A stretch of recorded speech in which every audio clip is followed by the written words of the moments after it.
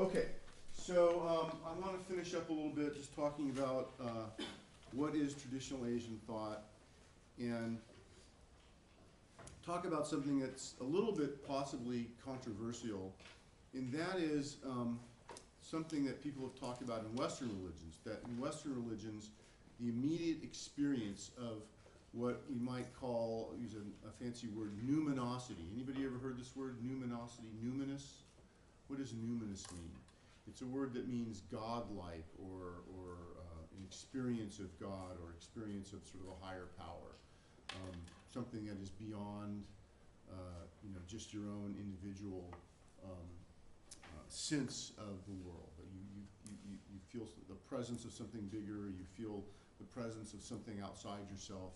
So numinous and numinosity. So one thing that's been talked about in Western religions, and by Western I mean, Christianity, Judaism, Islam, is that people have felt like these religions have lost some of their numinous power. In other words, that the direct experience of coming into contact with God or a higher power has been watered down to some degree over the years. And this is, you can see this in the sense, and again, I don't mean this as a criticism, but you can see this in the sense of monastic traditions, that in Western religions, that monastic traditions are really not very central anymore, right? This is, if you think about, like, for instance, the Catholic Church, which I'll use a lot as examples in this class, the Catholic Church has had a long history of having a monastic tradition where there were monasteries and people went off to monasteries and became monks or nuns and lived in these places and lived a life of contemplation. When I was much younger, around your guys' age, after I graduated from college, I went and lived in Italy for a while. And I lived in Italy, and there were monasteries everywhere. Every town had its own monastery. Lots of the towns were built around monasteries to provide services for the monks or the nuns who were there. And these were, it was kind of a major institution. We don't really see that much anymore in Western society. It's not as prevalent as it used to be. And the monks and nuns being people who supposedly would go out and have a sort of direct encounter with God, with spiritual beings, with spiritual power, and then channel that down to the common people, the lay people.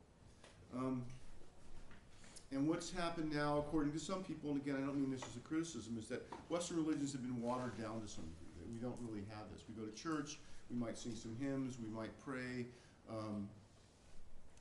but we don't really have that ongoing feeling of numinosity, encounter with numinosity. And what's happened in the West, especially in California, is that we now have to seek that out, to seek that experience out. We've now looked to the East. We now look to Asian religions who have come over to the West. Asian religions, many of which do not have these sort of traditions of church structures that you have to go through. Now, in Catholicism, I'm sure there's lots of Catholics in here, right? A lot of you guys Catholic. What happens in Catholicism, right? You make a supplication to God. You go through basically channels, right? It's like if I want to talk to the president of the university here, I don't know the new president. I knew the old president. The old president, I could just get on the phone and call him up directly. I knew him personally. Hey, I want to meet with you. Let's talk about something, right? He'd say, okay, I've got some time. Come and see me Tuesday at 8 in the morning or something, right? I could do that. Now I don't know the new president. She seems like a very nice lady, but I know nothing about her. So if I want to talk to her, I will have to call, and I'll have to call her secretary. I'll probably have to call the dean first and make sure that's okay with him. And then I've got to make sure the dean's okay with the provost, and I got to call the provost. And then the provost or somebody, somebody's secretary will go and talk to the president's secretary, and they'll say, what does he want to talk this person about? And they'll come back to me and say, what do you want to talk to the president about? We want to make sure you're not going to just go there and harangue her or waste her time. And then I'll have to go back through channels again. I have to go through channels to get to the higher powers, supposedly, right? That's the metaphor, right?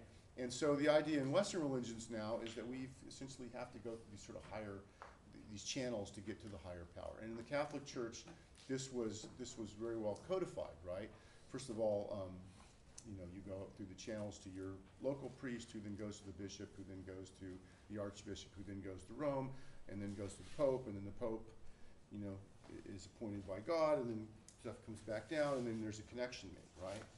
And you also have, even in the sort of spiritual pantheon, the Virgin Mary. The Virgin Mary was known as the cosmic mediatrix, right? The cosmic mediatrix, the mediator between the cosmos. And she's like the cosmic switchboard operator. You guys know, back in the day, before things were digital, you know, back in the 30s and 40s, when you made a phone call, you know, you wanted to make a long distance call, you call into the operator, they would have to connect you to the party somewhere else, right? It was a whole thing. We didn't have digital switching and all those things now.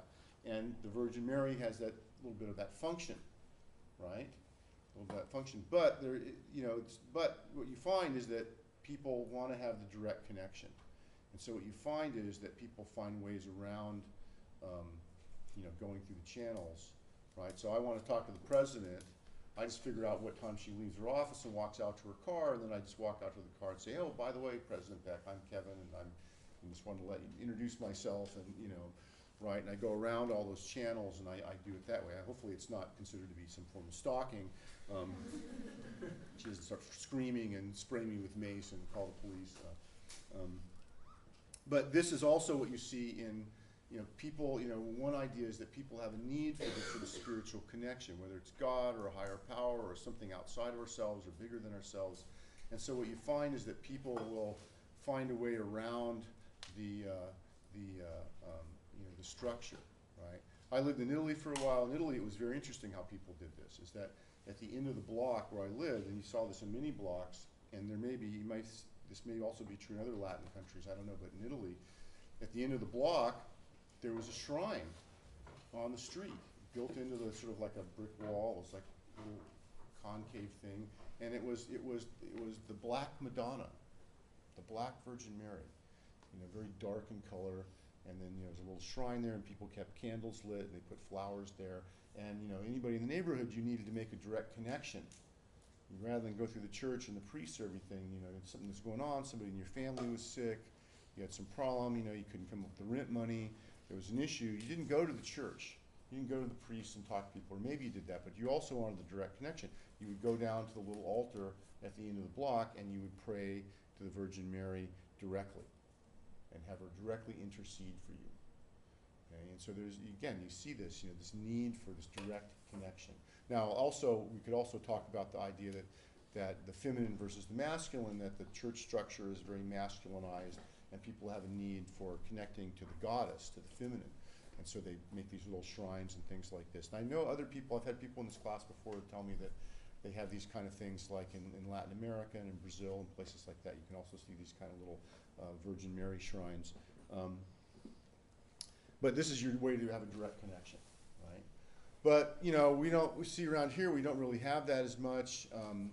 So one thing about California, because we have such an influence from Asia, what you see is a lot of Californians becoming interested in Asian cultures, because Asian religions tend to, and again, I'm generalizing here, they tend to provide a little bit more direct connection to the numinous. Okay? That there's not a lot of church structure. There's just you sitting down, usually doing some form of meditation or prayer, and just going directly to that experience of that higher power, that being, whatever it may be, without a church structure having to intervene for you. It's not that those church structures don't exist. They do in some cases. In some cases, they're really almost you know, non-existent. But there tends to be a little more emphasis on direct experience with the spiritual realm, and that you, in some of these Asian religions, especially Buddhism, you have to make the effort. It really is incumbent on you to make the effort as an individual to make this experience happen. And in other traditions, you know, like Hinduism, you know, maybe there's a different way that you make the effort. Maybe it's not so much on you. And then Taoism is going to be a little bit all over the map. And again, I'll talk about that later, because Taoism is a little bit of everything. Okay? But this idea that people from the West are drawn to Asian religions because they can make this direct contact with the numinous is an interesting idea. And again, I don't mean that as a put down of Western religions. Okay? And we could talk about all sorts of things about how Western religions are in some ways, you know, superior to some of the Asian religions. You guys may have heard of the Dalai Lama. You guys know the Dalai Lama? He's the head of the Tibetan Buddhists. He's become quite an international sort of celebrity figure because he won the Nobel Prize in 1989. And, people think of him as the head of all Buddhists. He's not really, but he does speak this Buddhist message. And he was meeting one time with the Pope. I think it was the Pope previous to this one. He was meeting with the Pope, and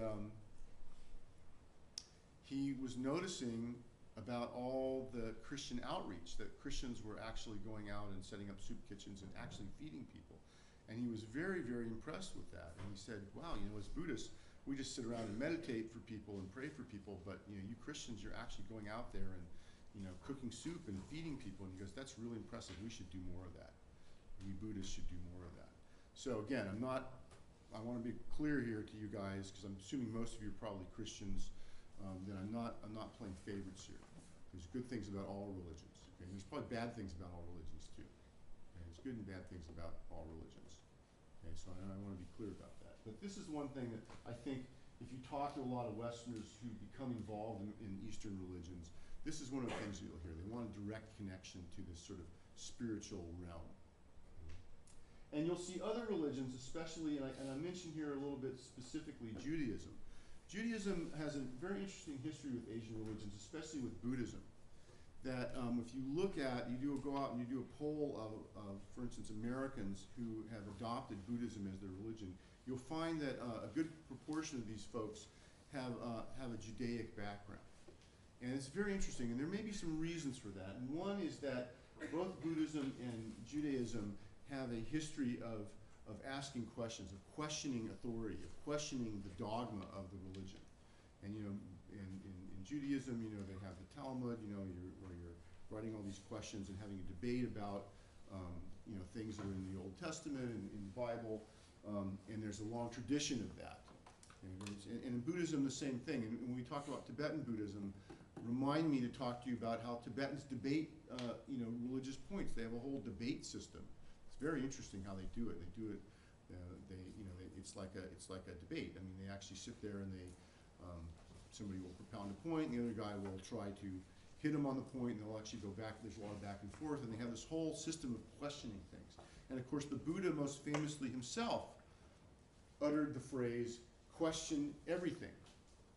Question everything. Don't accept things just on dogma, but actually question it. Okay? Do a little experiment for yourself to see if what I say is true. Right? That's very rare in most religions. Okay? Most religions, it's like, God said this, so you better just believe it. Right? Buddhism and Judaism, more of a tradition of questioning. And so they share this, and I think this is one of the reasons why a lot of Jewish people get interested in Buddhism, because it's another tradition that allows them to question things. I think that's a comfortable place to be. I have a question. Yes. You presented a lecture by Joseph Campbell on Blackboard, Mm-hmm. and my question relates to that. I think it has to do with this too, what you're talking about. Yes. He divided the religions in half, the Eastern and the Western, and then each one of those he divided in half, with the West being the Greek Promethean, Yes. and the servant side with the Judaism and Islamic traditions, and then the Hindu, and then the Taoism or the Yeah. Oriental. Yeah. My question to you is, how do you reconcile with yourself the more Promethean Western Greek ideas of the West and you being a Taoist? That's a very good question. And let me first answer by saying I don't really consider myself a Taoist. I think officially, personally, I consider myself to be a Buddhist. But I have lots of Taoist leanings, let's put it that way. So I guess I'm somewhere between a Buddhist and a Taoist, and it's a very good question because those distinctions between what you're saying, what Campbell calls Promethean and let's just say non-Promethean, actually also exist in Asian religions.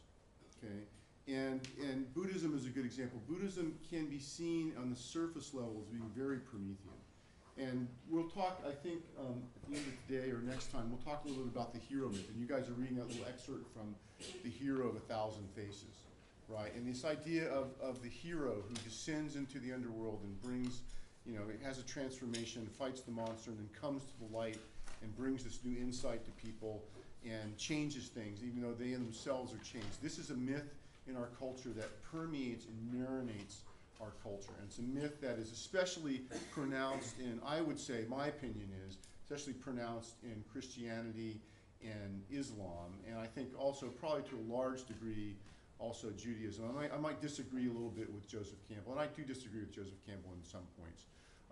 But these are Promethean things. And what these you see in these sort of religions is this, there are a couple ideas. One is that you are going to get the reward later.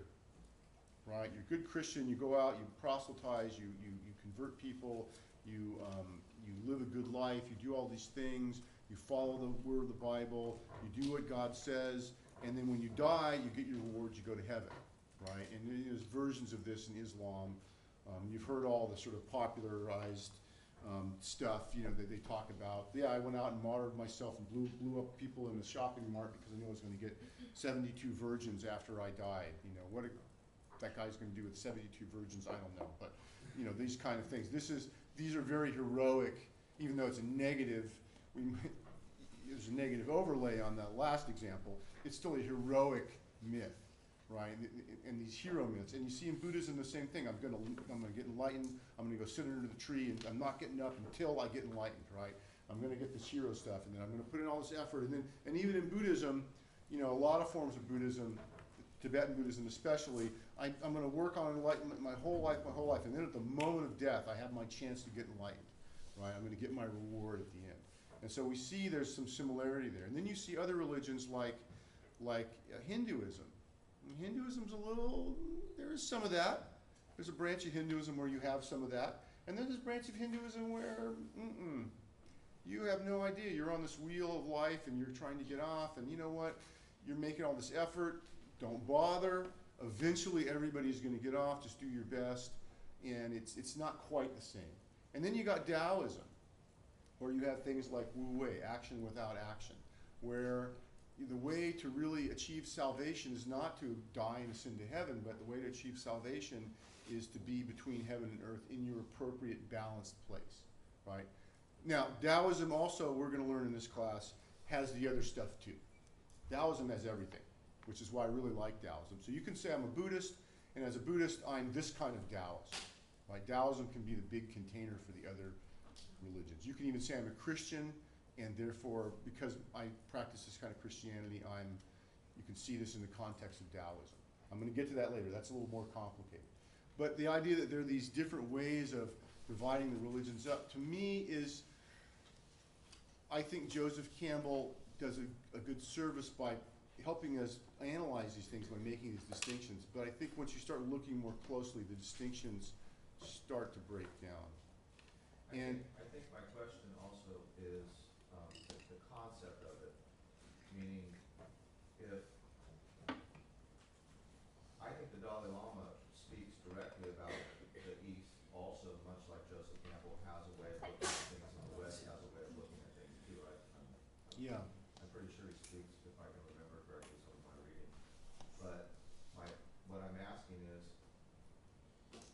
I understand there's a dichotomy, and then paradoxes can bring those dichotomies together, but the Promethean idea to me, when I think in the West, we're looking towards the East, but I think we're missing out on that kind of tragic hero numinosity of the Promethean thing, where it's the tragic standing up to the gods for that moment is the gift. Yeah, I mean, so what I'm going to say is that if you look at Eastern stuff a little more closely, you will also find that Promethean myth. You're bringing light, and you know the Promethean myth also is related to things like worship of Apollo, worship of light, right? Rational versus the irrational, and you know somebody like the Dalai Lama is a great example. This is a guy who's been saying Buddhism is like science, and we need to apply a scientific method to things. And when the scientific method shows us this kind of truth, we need to abandon our earlier beliefs. He's come out and said that, and some Buddhists don't like that. But you know, he himself is very very comfortable with that, you know, I guess we can call it a Promethean tradition. He doesn't see any contradiction in incorporating that into his Asian system of belief. He likes science. And Buddhism is very friendly to science in this way, in general. So you'll find it, when you go scratch the surface, you'll find the Promethean stuff in the East too. Okay, there may be some little variations, changes, but you'll find it there. And I assume also in the West, if you, and I don't know enough about Western religions to really be able to comment on this, but if you scratch the surface enough in Western religions, you'll also find some of that non-Promethean stuff as well, maybe a little bit more buried. And that's my point, really. That, you know, it's there, the monastic traditions, the experiential traditions are there in the Western religions. They're just a little bit more buried. And if you look into Judaism, for instance, and you study Kabbalah, or you look at the Islamic tradition of Sufism, right? The Sufis, you start reading some Sufi stuff, you might think you're reading, you know, stuff from the Zen Buddhist. You know, it starts, oh, they're really talking about direct experience, you know, like not having to have some heroic thing, go into light, you know. So it's there, it's just a little bit, you know, I'm talking about propensities. Western religions tend to have more propensities toward that Promethean rational view, and Eastern religions tend to have maybe some more propensities toward, you know, the sort of direct experience. But there is a lot, once you dig through the surface, there's lots of, it's a much more mixed up, complicated picture. Joseph Campbell likes to simplify things. And when you read Joseph Campbell's books, he likes to simplify things. And he likes to simplify things into the hero myth. And he's been roundly criticized for that by other psychologists. For instance, James Hillman is a Jungian psychologist who's criticized this sort of like, you know, marination of our society and especially of psychology in the hero myth, and is asking us to take a more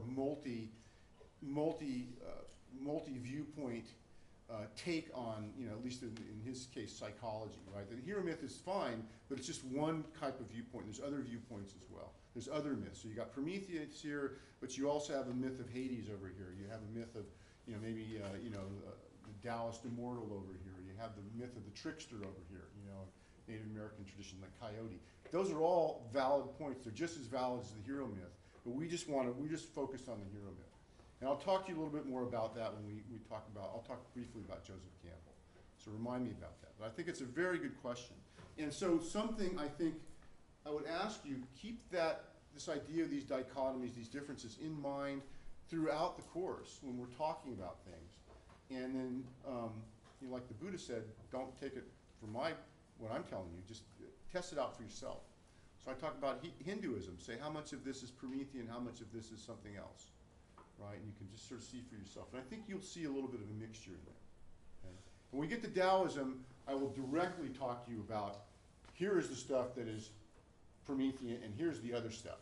In Taoism, it's actually very much, they're very aware of this. And so they talk about that, and I'll talk to you about that. And if you come in the seminar this weekend, I'll also be talking about that as well in the seminar. And that's one of the secrets of Taoism, by the way, that I'm going to share with you guys that you probably won't hear anywhere else from anybody else who claims to be a Taoist or who studies Taoism. So this is one of the secrets you're going to get in class, how Taoists view these things. Okay, so that's coming up later. All right. I don't know if I mentioned this a lot last time, but traditional Asian thought recognizes many paths to God, enlightenment, to the numinous, to the spiritual, whether that is some sort of transcendent Promethean idea where you're going to reach heaven or enlightenment or light up the dark through rationality, or whether or not it is just having a direct experience with you know, that sort of unseen, more true reality that sort of is behind or above or hidden from our normal worldview. There's many ways to do this. And in Asian thought, there tends to be, and again, this is just a tendency, it's not absolute, there tends to be a little bit more acceptance of these different ways of getting at this sort of hidden, more truer reality. Okay? Some are very transcendent. Hinduism has lots of transcendent things. Some are not transcendent, like Taoism. And so we'll talk a bit about those. Okay? But the nice thing about this is that this allows a lot of positive psychology. You guys know what positive psychology is? You heard about this? this new movement now. It's become very popular, and we now have students going on to grad school out at Claremont and studying positive psychology. And this is the idea that you can take psychology. You know, we have a tradition of taking psychology and applying it to pathology. We like to pathologize things. You know, and you guys have all heard this story. I'm sure that, you know, you become a clinical psychology student in grad school, and pretty soon, first of all, you feel like you have everything that's in the DSM-4, DSM-5. You have everything in there. As soon as you read something, oh God, I have that, right?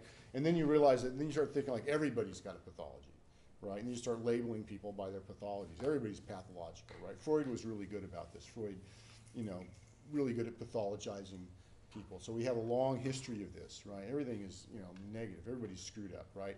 Well, positive psychology looks to say, no, you know, look, maybe we're not all that screwed up. Maybe we're just kind of normal people, and really maybe one of the goals of psychology isn't just to get rid of the pathology. One of the goals of psychology can be to enhance our well-being. Maybe we're not screwed up, but we want to have a higher, you know, we want to feel better. We want to have a higher sense of well-being. We want to be more compassionate. We want to be, you know, whatever it might be. Pick your positive characteristic that we can enhance in ourselves. And positive psychology is about this. And one thing about Asian philosophy, and again, this is just a generalization, it's not always true, is that, you know, a lot of it is about enhancing our well-being. A lot of it's about positive psychology. And in fact, a lot of Asian traditions don't assume that we are full of pathologies. Or you could also say the converse is that, for instance, like in Buddhism, you can assume that we all have a pathology, that the human condition is a form of pathology. And so really what we're going to do is we're just going to try to enhance our well-being, you know, till we become enlightened, right? So this is a different emphasis, And what you'll find is in a lot of Asian traditions, there's not a whole lot of emphasis on treating psychopathology. And again, this is one of the last things I'll tell you at the end of the semester, but I'll reiterate it now, that these these things come to America, these Asian traditions come to America, and because we as Americans, as Westerners, have a lot of unmet psychological needs, we feel that we have lots of pathologies, we tend to look to these Asian traditions to fix us. And they're really not designed for that. It's not that the techniques can't be used in some case to help treat psychopathology. We'll see this in Buddhism.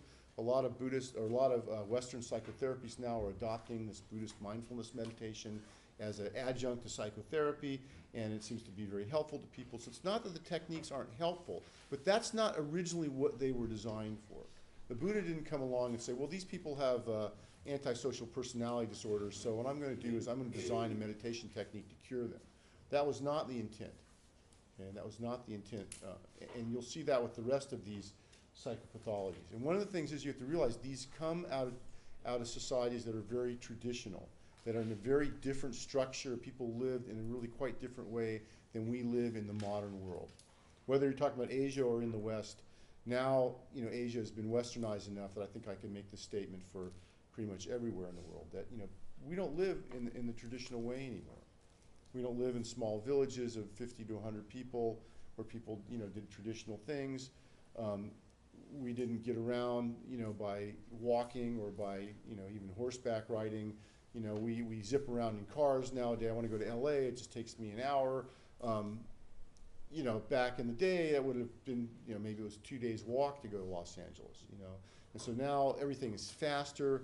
Our communication is instantaneous. I can pick up my phone and call somebody, you know, on the other side of the world and talk to them within a few seconds. This was unheard of just a few years ago. And when these traditions came about, there was no such thing as instantaneous communication. There was no such thing as getting from place to place. I couldn't just hop on a plane and within half a day be anywhere in the world. Right? Do you realize how amazing that is? That think of the most remote place in the entire world. You could literally hop on a plane and by tomorrow, you know, if you had enough money, by tomorrow you could be there. Or you get pretty close to it. If you wanted to get into the interior of New Guinea, well, you could get to New Guinea by tomorrow, but to get to the interior, it may take you a little bit longer. It's still a hard place to get to, right? But you can get really most anywhere in the world within a day. I mean, it's amazing. So the way, and the communication is instantaneous. Something happens anywhere in the world, we know about it very quickly. we live in a different world. You want to contact anybody that you know, or almost anybody that you've ever known in your life, you just pick up your phone and you can go and, you know, oh, I remember that guy, I knew him in 3rd grade. Well, just look up in Facebook, there he is, you know, contact him. I mean, it's amazing. When these things came about, these Asian traditions, and you could also extend this if we had a class on Western traditions as well, people weren't able to do the things that we're able to do. We just take these things for granted now, right? These traditions grew up, they were created in a different sort of environment. And so the way that they translate to modern times is something that we have to look at very carefully, okay? Because some of the things, some of these traditions are really adept at changing with the times. They're really good at adjusting for whatever's going on nowadays, right? And so, and I would, in this case, I would have a bias. I would say Buddhism is a good example of this. We're in the midst of Buddhism changing from an, you know, something that was around in, you know, maybe, 100 in the Common Era to something that now is existing in 2016 in the United States. Buddhism, you know, because Buddhism is all about everything changes all the time, right? So to walk the walk of Buddhism, you've got to be able to sort of roll with the punches and change, right? So Buddhism, I think, is doing this. Other Asian traditions, I think, have a much harder time. Taoism, I think, has a much, much harder time adapting to the modern world. I think it's really difficult for Taoism to adapt. I think Taoism is having a tough time. Taoist practices have been adapted, but the view of Taoism, the core belief system, the core way that Taoists, you know, back in the day understood their reality is really difficult to manifest, in my opinion, in modern times. Very difficult. So I think Taoism has a hard problem. Hinduism is all over the map, and we'll get to Hinduism. Hinduism is everything. What do you want Hinduism to be? I mean, because Hinduism is so broad and vast. But we also see Hinduism changing. I think I mentioned this last time, that in India, for instance, Hinduism is becoming very political now. It's becoming a nationalist movement. It's being associated with that. So it's used for all sorts of things. So we can, personally, I'm going to reserve judgment about Hinduism. I'm going to keep studying it, and maybe someday I'll have a little understanding of it, right? But it's really vast. So again, we see these things. They may not be so comfortable with how we exist and how we live in the world. And again, if you want to practice one of these religions or philosophies, it'll probably be incumbent on you to sort of adapt it to how you are living nowadays. And we also see this, by the way, those of you guys taking the 436 class, we also see this in the martial arts. It's very interesting how martial arts are adapting to the modern world. And in that class, I'll be talking about that as we move forward. And I talked a little bit about it last week, the sort of sport version. You're taking these martial arts that people initially used back in the day, you know, to save their lives and save the lives of their families, now have become a sport that we watch as a spectacle. You know, it's a huge change. And some of them adapt easily, and some is a very awkward fit. And I think we're going to see the same thing with the philosophies and the religions in here to some degree. Okay? All right.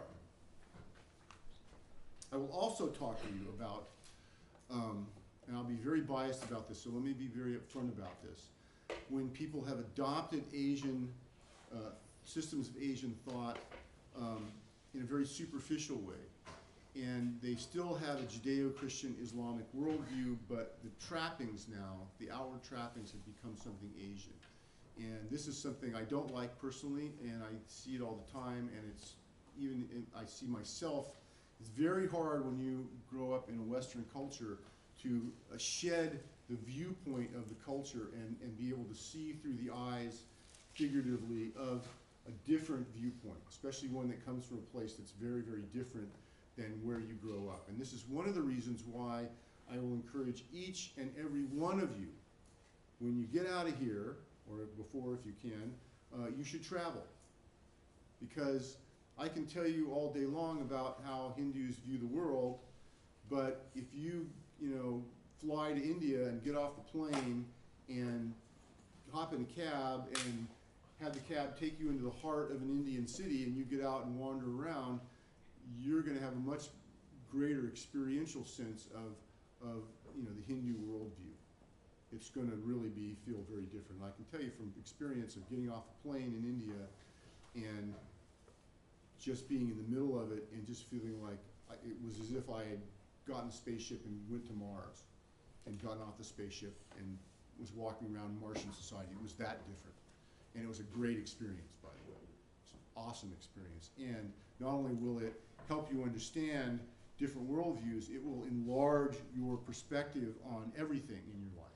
And so one of the things I try to really encourage everybody in this class is to travel, because you will have no greater learning experience from a really experiential gut level than getting the hell out of here and going to a place where it's really, really, really different, especially where the culture is really different. And like India is a good example, right? India is crazy because, you know, people used to tell me to travel and they'd say, you gotta go to some place where people speak a different language.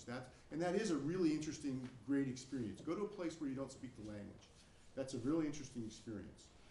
But India, a lot of people speak English. It's the language of commerce in India. Everybody speaks English. And yet, even though they're speaking the same language, the thoughts are coming from a different place. And it's very different. And you'll have an experience of that. It's a wonderful experience. And I really, really would recommend that to you all. So if I can convince you when you get out of here to travel somewhere, I'll feel like I've done my job in this class. All right, so I want to now. I've been hedging around this idea here, and I think your question helped for this. Is why is this a psychology class? Why a psychology class? Well, you know, I talked to you last time. You know, the basic reason why it's a psychology class is, let's be honest, I'm a psychology professor. I was in a position to teach whatever I wanted to teach when I got here, and so this is what I wanted to teach. So that's why this class is in the psychology program. So that's a sort of surface level answer, which has a degree of veracity to it, okay? The other reason, digging a little deeper, is because, I think I told you this before too, is that how I came to be interested in psychology was through Asian thought. I studied Asian thought first, and through that came to be interested in psychology. And the bridge for me was this idea of depth psychology. Okay, a psychological system that also sees that there's some sort of underlying reality to our sort of consensus reality, our everyday reality that we have. And this idea to me has been very, very appealing. And very appealing in psychology because we think about how humans behave, but we can also think about what motivates that behavior. What motivates that behavior. So if one thing you could think about this class is, it's a class about motivational psychology. What motivates us to behave a certain way? What motivates us to think a certain way? Okay? And one thing is, in Asian thought and in depth psychology, the idea that there's something that we're not aware of, some kind of reality, some kind of space that we're not aware of that motivates us, that depth psychologists would call the unconscious. And that our motivation comes from this thing that we're not generally conscious of. And that the work of psychology is to make, as Freud said very famously, make the unconscious conscious. This is essentially, again, I'm generalizing, but this is essentially what we also have in traditional Asian thought. This idea that we're going to make the unconscious conscious. And I'm hoping you're hearing your Promethean idea there, right? This is a Promethean idea. So I am going to use as the Jungians would say, Mercury just entered the room. We're going to use this idea of making the unconscious conscious, okay, as the lens that we understand the stuff in this class. Okay, this is not necessarily the lens that traditional Asian thought would apply to themselves. Okay, making the unconscious conscious. They might say, no, we're not going to try to do that. What we're going to try to do is steep ourselves in this unconscious. And we're just going to live there for a while and experience it, and we don't need to make it conscious, we just need to have an experience of it. But since it's a psychology class, since we're Westerners, since we have a tradition of analysis, a Promethean tradition of analysis, of making the dark light, then the lens that we'll use will be to do this, to try to make the unconscious conscious. And so one thing that we'll look in these Asian traditions is we'll look and see, to some degree, how they view this underlying reality, this unconscious that we're going to label it in the West, and then how this motivates people. And we'll see some interesting parallels and interesting parallels with Western psychology, with depth psychology, and we'll also see some interesting detours, I think, that you'll find fascinating as well. Why do I talk about depth psychology in this class? Because it's psychology that I know. I think it has this similar outlook, and the other reason I think depth psychology, in my opinion, is somewhat ignored in academia. And so I also see this as a chance, an excuse to teach you a little bit about Freud, teach you a little bit about Jung, when you're not really going to get much of that anywhere else in your education here. So I'm going to be a little bit, tiny bit subversive and sneak this stuff in on you guys. Now, I think I mentioned this before as well. We could have talked about a lot of it. We could talk about behaviorism. And I could talk about, you know, some of these psychologies, some of these Asian traditions in terms of behaviorism. Buddhism is a great example of that. Buddhism has a whole very behavioral-like system of understanding human psychology that's included in here. We could talk about, obviously, Western psychology, fMRI machines and scanning people's brains and brain physiology. The Dalai Lama has been sponsoring a lot of studies to do this now. It's been a big deal. He's really into this. And there are whole conferences now on neuroscientists getting together and talking about you know, Buddhist practices, Buddhist meditation, these kind of things. Dr. Key knows some of those people, by the way, if you're interested in that. You can talk to her about that. But we're not going to really dwell much on that in this class. We're going to spend most of the time letting the Asian systems of Asian thought speak for themselves. And we can do that because many of them have their own system of psychology built in. It's going to be maybe a little more geared toward positive psychology, but it is a psychological system nevertheless. And these psychological systems they've been around for a long time, they've been very well worked out. And in many cases, they also have, might put in quotations, psychotherapeutic exercises. Again, these aren't geared at curing specific pathologies necessarily, but they are more geared at enhancing your well-being, but nevertheless, they are like psychotherapies. They have some common ground with psychotherapy. And so we don't really actually, to teach a psychology class on Asian thought, we actually really don't need to bring in any Western psychology whatsoever. We could just say we're going to just explore the psychology of these systems themselves. But I will bring in Freud and Jung because I think it's a good bridge. And it helps us keep this sort of comfortable Western, dare you say, Promethean viewpoint. We can keep that as a sort of a lens that we look through these things. Does that make sense? Okay. Any questions about that? I don't want to disappoint anybody if you thought you were going to learn about fMRI machines and meditators' brains lighting up. I can give you the punchline already. 10,000 hours of meditation, pleasure centers of your brain light up permanently.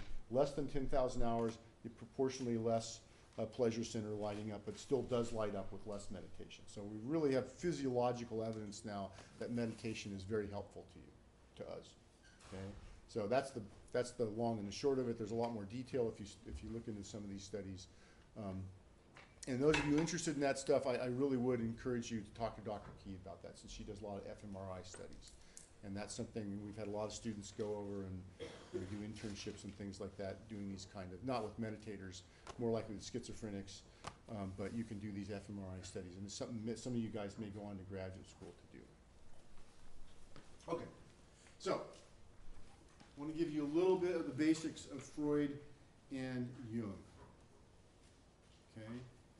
But before I do that, I want to talk about another term that you will probably not have heard in your education here. And this is this term, metapsychology. Metapsychology. Well, that's a fancy word. What does metapsychology mean? Metapsychology. I love this. Because if I think I'd known this word when I was younger, I would have said, this is really what I'm going to be studying. Not psychology per se, but I'm going to study metapsychology. And I think over the years, if you looked at things I'm interested in, if I look at things I'm interested in, I would say probably metapsychology has been my primary interest. The branch of theoretical or speculative psychology that deals with the significance of mental processes, not dealing necessarily with the mental processes themselves, but their significance to us as human beings. In other words, we step back, take one step back from mental processes and look at, see what is the significance and relevance of these mental processes to us, to our lives as human beings. The nature of the mind-body relationship, the origin, purpose, structure of the mind, and similar hypotheses that are beyond the realm of empirical verification. I disagree with this last part. I think that some of these things may not have been empirically verified yet, but I think that it's very possible that some of them can become empirically verified. And again, I will point to the Dalai Lama and his study of meditators as somebody who's trying to do this. They're taking some kind of metapsychology, they're looking at these mental processes, the significance of these things, and they're now able to scientifically observe some of these things. So, and then when you observe them, the question between mental processes and significance of mental process, there's a little bit of a gray area there. But I'm thinking that I don't know if these are all beyond the realm of empirical verification. Many of them may be right now, but in the future that could change. Okay. Here's another quote.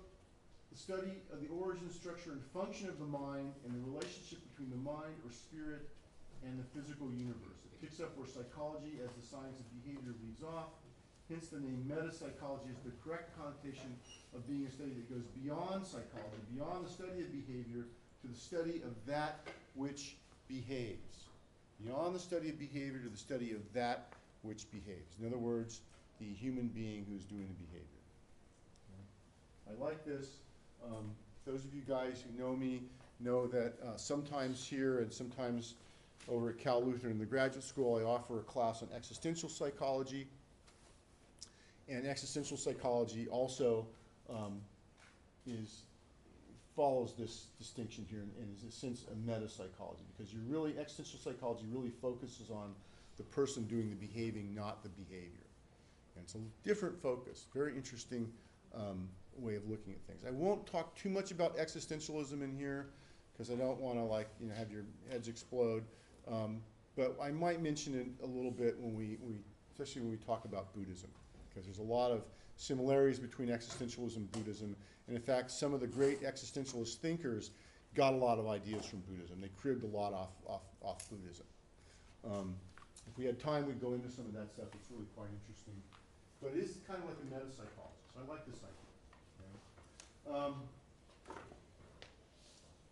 The person themselves and the person's perceptual, conceptual, and creative activity is distinguished from the actions of his or her body. In this sense, metapsychology restores the original meaning of psychology as the study of soul or spirit. Psyche means soul or spirit or those kind of things. And the applications of metapsychology reflect the perennial common goal of both therapy and religion, whether one calls this goal the attainment of sanity, of enlightenment, or happiness, or of salvation. Okay, so this is the idea that you're doing psychotherapy for your well-being, right? Psychotherapy in a positive psychology sense, which I like. Okay? So think about this. We think about the word psychology. Psyche meaning soul or spirit. And then we'll think about some of the other terms we're going to talk about in this class, because each of these Asian traditions has an analogous term. Okay? So in Hinduism, we might talk about, I'm blanking on it for a second. Or Taoism, we might talk about qi, right? This sort of energy that animates the body. Tibetan Buddhism, we'll talk about lung. Hinduism, we'll talk about, I'm blanking on the Hindu one now. Prana, thank you. Prana. Ancient Greeks, we could talk about pneuma. These all have similar connotations to the word psyche. Okay? Now, the interesting thing is all these other words from Eastern religions also have a connotation with breath and breathing. And I don't know that psyche has that same connotation. That'd be something interesting to study. But this idea that soul, spirit, some animating energy that we have as human beings. And then in some of these traditions also, you find these things not just in human beings, but in the animal world, in the physical world as well. So for Taoism, you can say a person has a certain qi, You could say a rock has certain chi. You could say a country has a certain type of chi. In Hinduism, I believe some branches of Hinduism, you can also say the same thing about prana, that, you know, that there's a prana, that energy, you know, that the world is alive, has some animating energy. And again, if you want to make some correlations with modern physics, there are some nice, interesting correspondences here. So this is what we're going to do. So so we're going to look at Freud and Jung, and we're going to think of these in a metapsychological way. Okay? We could do the otherwise. I could teach a class here on psychoanalytic psychotherapy, and we could just look at behavior and processes and unconscious things going on, and less of the significance and more of the application. You know, how to apply this. Somebody comes in, they've got a neuroses, or they've got a, you know, they're diagnosed with depression or something. How are we going to work with that person and treat them? That's the more of the psychological application. Here we're going to really be talking more about the metapsychology. Depth psychology, and by depth psychology I mean the psychologies of Freud and Jung for the most part. I would also probably include some existential psychologies in that. I might include some aspects of the psychologies by offshoots of Freud like Adler, maybe some other people. But really, we think about Freud and Jung. Their psychologies lend themselves to the sort of metapsychological viewpoint. So we're going to start with Freud and psychoanalysis. And the distinguishing feature of psychoanalysis is something called psychodynamics. Okay?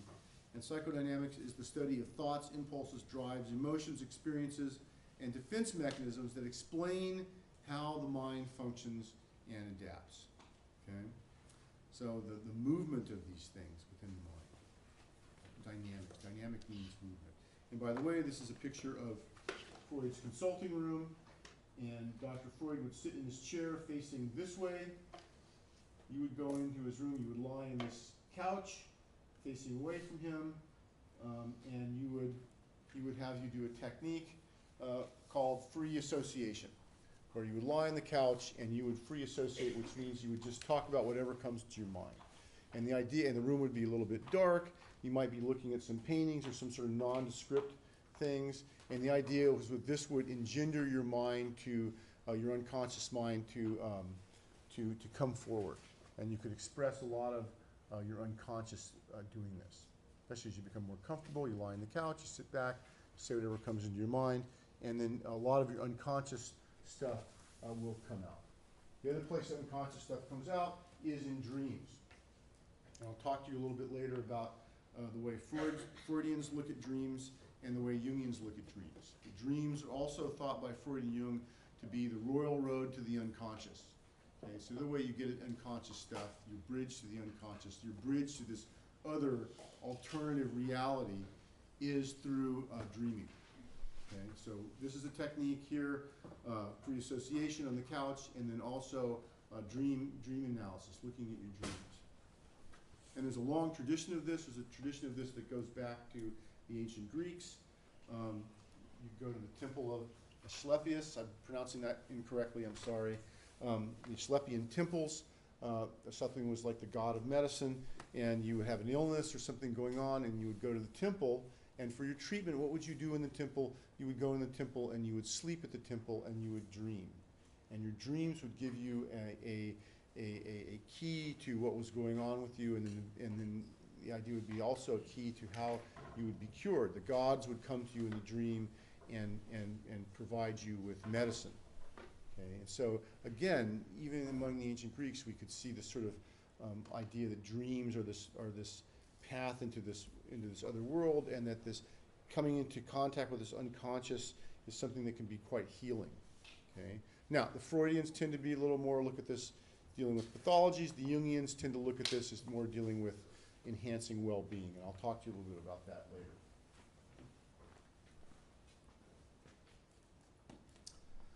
So, drive theories, and both Freud and Jung were drive theorists, essentially that thoughts, feelings, and behaviors arise from internal drives. Okay? Problems may arise when drives conflict with one another or with demands of family society. In the case of Jung, our collective programming. I'll get to that in a minute. But this drive, the idea that you have a drive, that there's something that motivates you, something from your unconscious motivates you. And for Freud, of course, this also has to do with your physiology. Okay, these drives are physiologically based. Okay, they're physiologically based. They have something to do with they're unconscious. You don't recognize them, but they have something to do with your biology or physiology. And I will say, in that sense, since they have something to do with your biology and physiology, I will further add the overlay that these also have something to do with our evolutionary past as human beings. That we have certain internal biological motivating drives because these conferred survival value upon our ancestors way back in the day. And so these things tend to stick with us. Okay?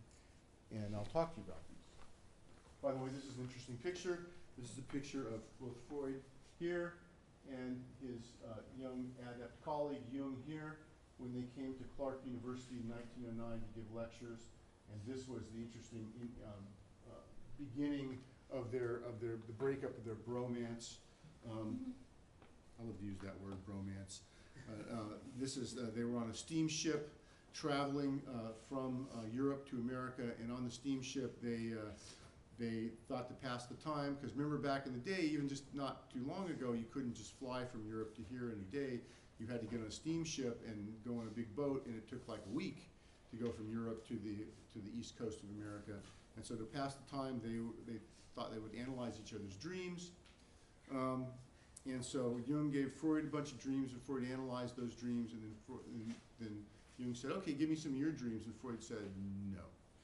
And Jung said, what do you mean? Let's analyze each other's dreams. Well, that's what we're going to do. Freud said, no, I have to maintain my position of authority, so I don't want you analyzing my dreams.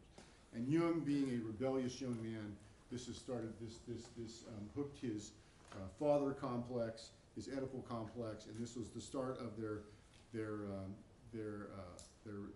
start of the end of their relationship. If you watch the movie, The Most Dangerous Method, which is a very interesting movie, it's about Freud and Jung. They also add in the movie that they go to the steamship, and Freud, not being a rich man, books basically a nice second-class cabin, just above the steerage on the inside of the boat, in a tiny little cramped space. Jung, having married into a considerable amount of wealth, his wife books him a cabin, and of course she books him a first-class suite up on the top deck overlooking out the ocean. And this is something that Freud realizes, this class difference, and one of the thoughts is that there was possibly some jealousy on Freud's part about Jung's wealth. I don't know if that's substantiated or not, but it's certainly in the movie. It's a good scene in the movie. I recommend that movie, by the way. It's a very interesting movie. We're going to talk a little more about that later. We also have neo-analytic theories, which I'm not going to talk to you a whole lot about in this class, but just so that you know about that, we take Freud's ideas of drives, and you really, and these theorists came along later and says, well, you really don't need these drives, really. You can just talk about the need of human beings to have relationships with one another. And thoughts, feelings, behaviors are really, they're not driven by these biological things. They're really driven by the need for attachment to other people. Okay? And when those needs are not met, you have problems. And this is where you get this modern area of attachment theory. And again, this is sort of the academic way that if you live in academia and you want to study Freudian stuff, you can study it under the guise of attachment theory. You can study these ideas, and you don't have to mention the F word, right? The F word is Freud. Academicians seem to have an allergy to Freud for some reason, so you do attachment theory instead. And Dr. Baker is an expert on attachment theory. If you're interested in attachment theory, I recommend talking to him. But this idea that you don't need a drive, these guys are kind of offshoots of Freud, that you don't really need drives. There's just a need for attachment. Now, from an evolutionary standpoint, this makes perfect sense. There's nothing wrong with attachment theory. From an evolutionary standpoint, we know that among primates, live in social groups. If a primate is raised without a mother, or as those Harry Harlow experiments with a wire mother, that the offspring will have lots of problems. They will not develop properly. And so we know that, you know, there's a biological need for attachment. Why would we have this biological need for attachment? Because it confers survival value. So those of our ancestors who remained attached basically had more offspring than those who did not. And so we now have inherited this sort of need for attachment. And that's served us very well as human beings. We've done pretty well as far as still being around after, you know, so many thousands, hundred thousands, maybe millions of years. But we have this. So you can think of a good evolutionary reason for attachment. It confers survival value. So of course this makes sense. Now, if you want to be sort of a modern but standard Freudian person, you could say, well, that's fine. We do have these needs for attachment, but these needs for attachment arise out of our basic drives. I'll talk about those in a minute. So, you know, depending how closely you toe the line to the Freudian orthodoxy, you can either throw out the drives like these guys, or you can keep them in there, but you can still have in there this need for attachment. I tend to be in the latter camp. I think the drives make a lot of sense, but I also see this need for attachment as being something very relevant. But the need for attachment, in my opinion, grows out of the other drives, that those are related to one another. I don't think you need to throw the baby out with the bathwater. But they're all important. The bottom line is they're all important.